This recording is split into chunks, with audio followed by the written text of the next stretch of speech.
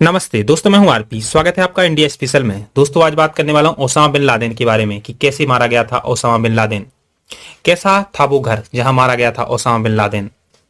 अमेरिकी सेना ने पाकिस्तान की राजधानी इस्लामाबाद से 150 किलोमीटर दूर एबटाबाद में अपने दुश्मन नंबर 1 कुख्यात आतंकवादी ओसामा बिन लादेन को मार गिराया था। 40 घंटे तक चले इस ऑपरेशन में अमेरिका की सेना का साथ अमेरिका की खुफिया एजेंसी CIA ने दिया था और CIA चाहती थी कि पाकिस्तान को भनक न लगे और ओसामा बिन लादेन मारा जाए। और दोस्तों, आइए बताते हैं कि वो घर कैसा था जहां ओसामा बिन लादेन मारा गया था। जहां दुनिया के सबसे बड़े आतंकवादी ओसामा बिन लादेन को मारा गया था, वो घर कैसा था। अमेरिका को पिछले 10 साल से ओसामा की तलाश थी। जी हां, तब से जब 2011 की 9 सितंबर को ओसामा ने बहुत ही सफाई से अमेरिका के वर्ल्ड ट्रेड सेंटर और पेंटागन पर विमानों से हमला करवाया था। इस हमले में अमेरिका के 3000 से ज्यादा नागरिक मारे गए थे। पाकिस्तान की राजधानी इस्लामाबाद से 150 किलोमीटर दूर एबटाबाद इलाके में बना एक आलीशान घर, जहां पर ओसामा बिन लादेन रहता था और मिलिट्री बेस कैंप से सिर्फ 1 किलोमीटर दूर था। साल 2005 में बनाए गए 3 मंजिला इस मकान की दीवारें 12 से 18 फीट ऊंची थीं और घर में सिर्फ 2 दरवाजे थे और सड़क की तरफ कोई खिड़की नहीं थी। महलनुमा ये मकान इलाके के बाकी मकानों से 10 गुना बड़ा था और यहाँ ऐशो आराम की हर सुविधा मौजूद थी। दुनिया की नजरों से बचने के लिए ओसामा ने घर में फोन और इंटरनेट नहीं लगवा रखा था ताकि वह दुनिया की नजर से बच सके। अपने संदेश पहुंचाने के लिए वो कुरियर का इस्तेमाल किया करता था, जिसे वह संदेश वाहक ले जाया और ले आया करते थे। साल 2007 में सबसे पहले ओसामा के संदेश वाहक को गिरफ्तार कर लिया गया। फिर साल 2009 में संदेश वाहक के भाई का पता चला और उसे 2010 में ओसामा की लोकेशन का पता चल पाया। बाहरी दुनिया और अपने संगठन के लोगों से संपर्क करने के लिए ओसामा जिन कुरियर्स का इस्तेमाल करता था, उन्हीं के संदेश वाहकों के जरिए ओसामा के ठिकानों का पता चल गया। फिर क्या था, अमेरिका ने दबोच लिया। और दोस्तों, अब बात करते हैं उस रात के बारे में जिस रात मारा गया था आतंक का आका ओसामा बिन लादेन। लादेन की पत्नी अमाल ने बताई उस रात की पूरी कहानी जिस दिन मारा गया था आतंक का आका ओसामा। 1 मई 2011 को दुनिया के सबसे खूंखार आतंकी माने जाने वाले ओसामा बिन लादेन को अमेरिका की सील कमांडो की टीम ने खुफिया ऑपरेशन करके मौत के घाटों से उतार दिया था। लादेन की मौत की कहानी कई बार सामने आ चुकी है, लेकिन कभी अमेरिकी सरकार द्वारा तो कभी US नेवी सील के द्वारा। लेकिन साल 2017 में लादेन की पत्नी ने यानी अमाल ने उस रात की कहानी बताई है जिस दिन लादेन मारा गया था। अमाल पाकिस्तान के उसी एबटाबाद वाले घर में थी जहां लादेन मारा गया था और उसी के साथ रह रही थी। अमाल ने स्कॉट क्लार्क और एड्रिल लेवी से उनकी किताब द एगलाइज the flying of Osama bin Laden about the last few minute of 9/11 mastermind life के लिए बात की थी। इस किताब के कुछ अंश संडे टाइम्स UK ने भी प्रकाशित किए थे। लादेन की बेगम अमाल उस दिन को याद करते हुए बताती हैं कि पाकिस्तान के एबटाबाद घर के कंपाउंड में US military Black Hawk helicopter उतारता है। इस घर में लादेन का परिवार 6 साल से रह रहा था। आगे उन्होंने बताया कि हेलीकॉप्टर की आवाज सुनकर उसका पति लादेन उठ गया और उसके चेहरे पर डर दिख रहा था। जैसे ही सील कमांडो घर के अंदर आने लगे, लादेन की 4 पत्नियों में से 3 बीवियां और बच्चे ऊपर वाले बेडरूम में एकत्र हो गए और प्रार्थना करने लगे।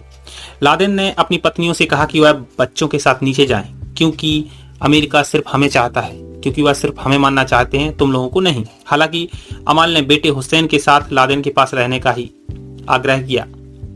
अमाल ने आगे बताया कि इस तनाव भरे समय में नेवी की सील ऊपर से कमरे की ओर बढ़ रही थी। उसने लादेन के एक बेटे खालिद को भी मार दिया था और रास्ते में लादेन की बेटियों से भी उनकी मुठभेड़ हुई। अमाल ने आगे बताया कि उन्हें लगा कि किसी ने उनके सेफ हाउस के बारे में बताया है, क्योंकि उनका सेफ हाउस मौत का कुआं थी और किसी ने उन्हें धोखा दिया था। अमाल के मुताबिक लादेन के पास इस हालात से लड़ने के लिए कोई भी प्लान नहीं था। लादेन अपनी अंडरवियर में कुछ यूरो और वजीरिस्तान में मौजूद अलकायदा के बाकी अधिकारियों के नंबर छिपाकर रखता था। बस यही उसके किसी भी इमरजेंसी प्लान का हिस्सा हुआ करता था। जैसे ही नेवी टीम उनके कमरे में दाखिल हुई, उसे भगाने की कोशिश की, लेकिन इसी दौरान सेना के एक कमांडो ने उसे गोली मार दी। जब तक वह आई, लादेन मर चुका था। वहीं अपने पिता की हत्या का गवाह हुसैन एक किनारे बैठकर कांप रहा था और यहीं खत्म हो गई एक आतंकी की कहानी। और दोस्तों अब बात करते हैं कि अमेरिका को पाकिस्तान में छुपे होने की खबर कैसे लगी कि ओसामा बिन लादेन पाकिस्तान में रह रहा है। क्योंकि पाकिस्तान तो हमेशा से ही कहता रहा कि हमारे यहाँ कोई आतंकी नहीं है, और वैसे ही उसने अमेरिका को भी कहा था कि हमारे यहाँ ओसामा बिन लादेन नहीं है। फिर अमेरिका ने कैसे पता लगा लिया, कैसे हुई ओसामा की पहचान? साल था 2011। अमेरिका की खुफिया एजेंसी CIA ने ओसामा बिन लादेन के पाकिस्तान में छिपे होने की खबर मिल चुकी थी, लेकिन इस बात की पुष्टि नहीं हो पा रही थी कि एबटाबाद की कोठी में रहने वाला शख्स ओसामा बिन लादेन ही है या फिर कोई और। लिहाजा CIA ने पाकिस्तान में एक फर्जी अभियान चला दिया, हेपेटाइट B अभियान। इसके तहत एबटाबाद इलाके में घर घर मेडिकल भेजकर चुपके से बच्चों के DNA सैंपल लिए जा रहे थे और पाकिस्तान को खबर नहीं थी। इस काम को डॉक्टर शकील अफरीदी की अगुवाई में ही अंजाम दिया गया था। ओसामा के घर जाकर DNA सैंपल लिए गई, तब जाकर अमेरिका इस बात को लेकर श्योर हो गया कि एबटाबाद में रहने वाला शख्स कोई और नहीं बल्कि ओसामा बिन लादेन ही है। ओसामा को मानने में डॉक्टर शकील अफरीदी के शामिल होने का खुलासा भी साल 2011 में हुआ था। अब बात करते हैं डॉक्टर शकील कौन है। साल 1990 में शकील पेशावर के खैबर मेडिकल कॉलेज से ग्रेजुएट हुए थे। वहीं federally administrated tribal areas of Pakistan के डॉक्टर इंचार्ज बने।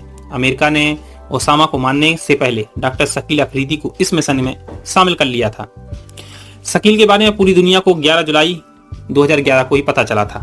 हालांकि पाकिस्तानी खुफिया एजेंसी ISI शकील अफरीदी को पहले से ही गिरफ्तार कर चुकी थी। ISI के सूत्रों के मुताबिक शकील अफरीदी को निर्देश CIA के एक शख्स से मिलते थे, जिससे वो कभी नहीं मिलता था। CIA का वो एक एजेंट पीटर नाम से अफरीदी से बात करता था। शकील अफरीदी पर क्या थे आरोप? 23 मई 2012 को शकील अफरीदी को 33 साल की सजा दी गई। शकील अफरीदी को सुरक्षा बलों ने पाकिस्तान छोड़कर भागने की कोशिश के दौरान गिरफ्तार कर लिया। शकील अफरीदी को लादेन की मानने वाले मिशन में शामिल होने के लिए राजद्रोह का दोषी मानकर 33 साल की सजा सुना दी गई, लेकिन बाद में आतंकी संगठन लश्कर-ए-इस्लाम के प्रमुख मंगलबाग से जुड़ा होने का भी केस दर्ज हो गया। वकीलों ने इस फैसले के खिलाफ कोर्ट में अपील की थी, लेकिन अफरीदी के हक में कोई फैसला नहीं हुआ। इसके उलट नवंबर 2013 में डॉक्टर अफरीदी पर एक बच्चे की मौत का भी दोषी मान लिया गया। इस बच्चे की मौत 8 साल पहले डॉक्टर शकील अफरीदी के इलाज के दौरान हो गई थी। शकील अफरीदी के पूर्व वकील का मर्डर। शकील अफरीदी का केस समीउल्लाह खान अफरीदी ने लड़ा था, लेकिन लगातार मिल रही धमकियों के बाद खान ने डॉक्टर शकील अफरीदी ने एक केस छोड़ दिया था। खान धमकियों के बाद पाकिस्तान छोड़ने ही वाले थे, तभी मार्च 2015 में एक आतंकवादी ने उन्हें मार गिराया। वकील खान की मौत की जिम्मेदारी आतंकी संगठन तालिबान ने ली थी। तालिबान ने हमले के बाद दिए गए बयान में कहा था कि हमारे भाइयों के कत्ल में शामिल रहे सभी हत्यारों को हम मार गिराएंगे।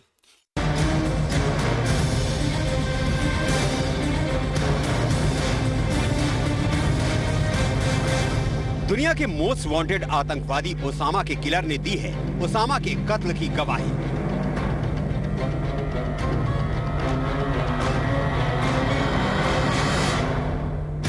नेवी सील के कमांडो ने खोला है ओसामा की जिंदगी के आखिरी 2 मिनट का राज। अपनी जिंदगी के आखिरी 120 सेकंड में ओसामा के साथ क्या हुआ था? ओसामा की खोपड़ी में किसने मारी 3 गोलियां? क्या ओसामा को चीखने तक का मौका नहीं मिला? ओसामा की आखिरी सांस के साथ कमरे में गूंजने वाली चीख किसकी थी? मरने से पहले ओसामा कैसा दिख रहा था? ओसामा ने कैसे अपनी बीवी को अपनी ढाल बनाया? पाकिस्तान के एबटाबाद में बने ओसामा के कंपाउंड की 3री मंजिल पर क्या चल रहा था उस रात? घुप अंधेरे के बावजूद कैसे मोस्ट वांटेड ओसामा अपने अंजाम तक पहुंचा? ओसामा 2 मई 2011 की रात 1 बजे के आसपास मारा गया था, लेकिन उसकी मौत का रहस्य आज भी बरकरार है। ओसामा को कैसे मारा गया, इसे लेकर तरह तरह की थ्योरी सामने आती रही है। कुछ महीने पहले ओसामा को मारने वाली नेवी सील टीम के एक कमांडो ने अपनी किताब में कई हैरत अंगेज खुलासे किए थे।